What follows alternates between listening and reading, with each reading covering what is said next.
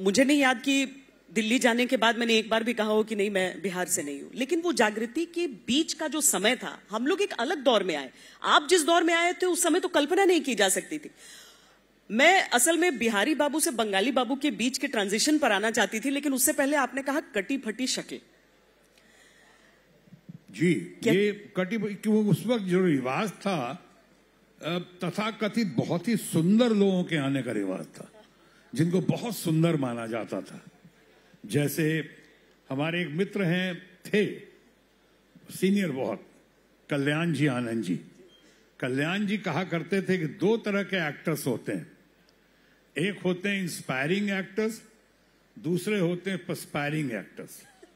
यानी पर्सपायरिंग एक्टर, उनको देखते ही पसीने छूटने लगते हैं कि अगर हैंडसम इतना है यही एक्टर बन सकता है, जैसे कि राज कपूर, जैसे कि दिलीप कुमार, जैसे कि राजेंद्र कुमार, जैसे कि हमारे अपने धर्मेंद्र, जैसे उत्तम कुमार, तो बंगाल के, तो इनको देख के लगता था पसीने छूटते थे, पर्सपायरिंग एक्टर्स।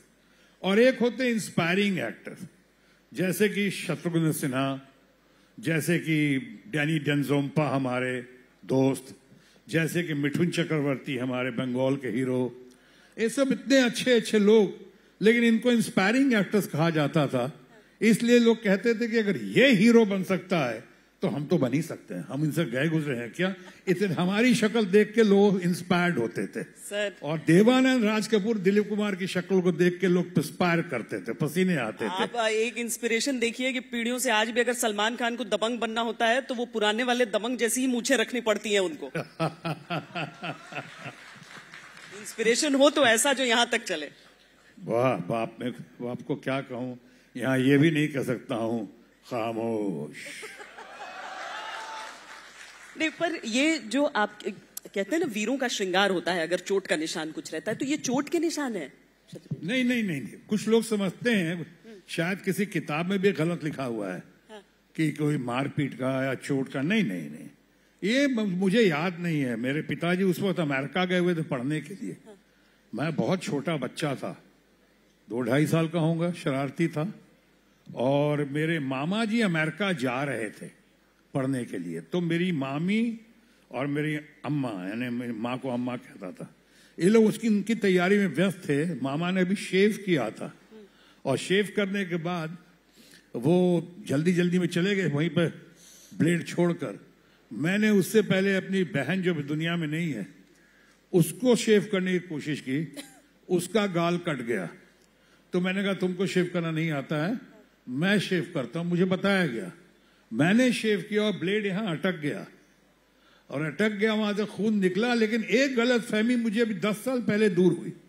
मैं समझा कि मुझको लेके हॉस्पिटल गए थे वो लोग, और जाके वहां इलाज करवाने की कोशिश की थी, स्टिचेस वगैरह पड़े थे।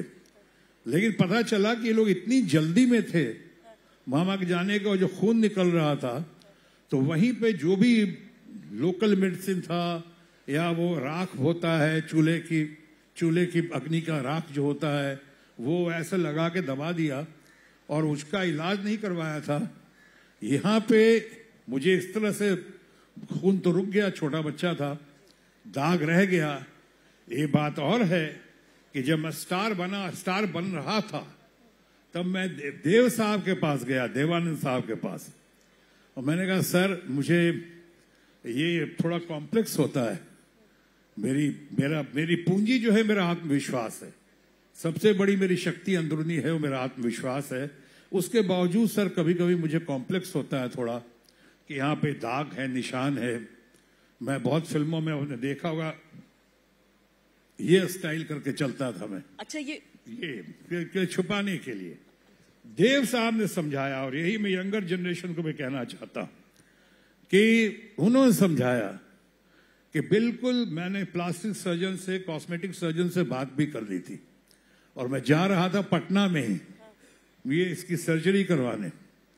तब तक उन्होंने, देव साहब ने समझाया कि देखो तुम्हारा काम चल रहा है, तुम्हारा नाम चलेगा, और नाम चलेगा, काम चलेगा, तो ये जो तुम्हारा दाग है ये तुम्हारा स्टाइल बन जाएगा। देखो मेरे दांतों के बीच में गड्ढे हैं, और आज कैसे दुनिया उसको स्टाइल मानती कि देवानंद के दांतों के बीच का गड्ढा इतना अच्छा लगता है। तुम्हारा भी दाग बहुत अच्छा लगेगा और लोगों को पसंद आएगा। मत करवाओ।